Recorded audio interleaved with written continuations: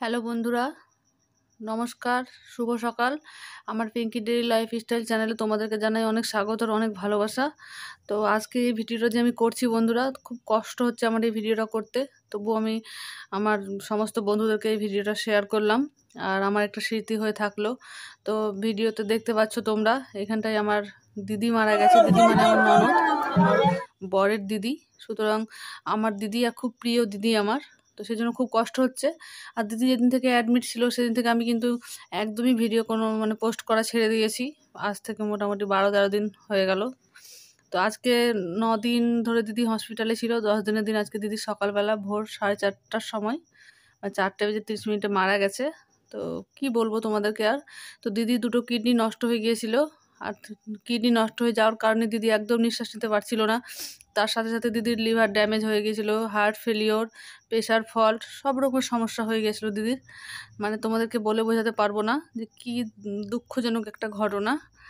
তো যাই হোক বন্ধুরা, তোমরা আমার ফ্যামিলি মেম্বার, তোমাদেরকে সব কিছু জানাই আমি। তার জন্য আমি এই ভিডিওটা করেছি খুব দুঃখ করে আর কি, কষ্ট করে আমি ক্যামেরাটা করেছি। এই মুহূর্তটা ছিল না কোনো ক্যামেরা করার। তোমরা আশা করি বুঝতে পারছো সবাই। তার জন্য আমার ভিডিও ছবিও কোনো রকমভাবে পরিষ্কার হয়নি। কখনো কোথায় কী উঠেছে আমি নিজেও জানি না। আমি নিজেও ঠিক বুঝতে পারছি না যে আমি কীভাবে ক্যামেরা করব।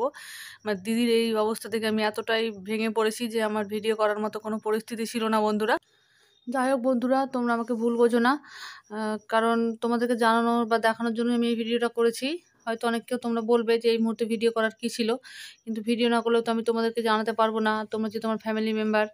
তো বন্ধুরা, তোমাদের কাছে একটাই রিকোয়েস্ট করব যে তোমরা যদি কেউ কখনো অসুস্থ হও বা তোমাদের যদি কখনো শরীর খারাপ হয়, তোমরা কিন্তু কখনো কোনো রোগ বা কোনো অসুবিধা কিছু হলে তোমরা কোনো রকমভাবে রোগ পুষে রেখো না। তোমরা চিকিৎসকের পরামর্শ নিও, ভালোভাবে ডাক্তার দেখিও। এটুকুই বলবো। দিদিকে দেখে খুব কষ্ট হচ্ছে, কারণ দিদির কিডনি আস্তে আস্তে এভাবে নষ্ট হয়েছে, আমরা কেউ বুঝতে পারিনি বন্ধুরা। আর দিদির তো বয়সটা বেশি ছিল না। দিদির বয়স হচ্ছে 52, 52 বছর বয়স মাত্র। এই বয়সে দিদি আমাদেরকে ছেড়ে না ফেরার দেশে চলে গেল। তো দিদির এই কষ্ট ভুলতে আমাদের কতদিন লাগবে আমরা নিজেও জানি না। আর আমার শাশুড়ি তো কেঁদে পাগল হয়ে গেছে। মানে মায়ের দিকে আমি তাকাতে পারছি না যে কি বলবো তোমাদেরকে বন্ধুরা।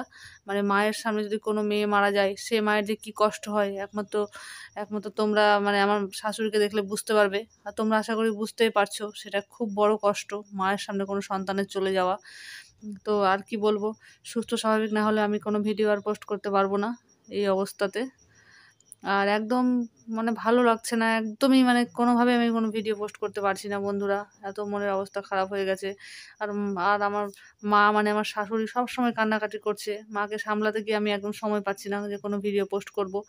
জানি না মা কবে সুস্থ স্বাভাবিক হবে, না হয়তো হবেই না। মা সারাদিন রাত কান্নাকাটি করে, কিছু খায় না। খুব কষ্ট হচ্ছে মায়ের জন্য। এই দেখতে পাচ্ছ তোমরা ছবিতে, এই যেটা আমার শাশুড়ি, এই যে দেখো কান্নাকাটি করছে, পাগলের মতো হয়ে গেছে মা। মাকে কিছুতেই বোঝানো যাচ্ছে না। মা হয়তো ভাবছে যে আমি আমি আমি মরে যেতাম কিন্তু আমার মেয়েটা বেঁচে থাকতো। সেই জন্য মায়ের খুব কষ্ট। এই দেখো আমার শাশুড়ি, দেখো বয়স হয়ে গেছে মায়ের। আর এই মায়ের সামনে তার মেয়ে মারা গেছে, মা কী করে ঠিক থাকবে বলো। তো ঠিক আছে বন্ধুরা, আর কি বলবো।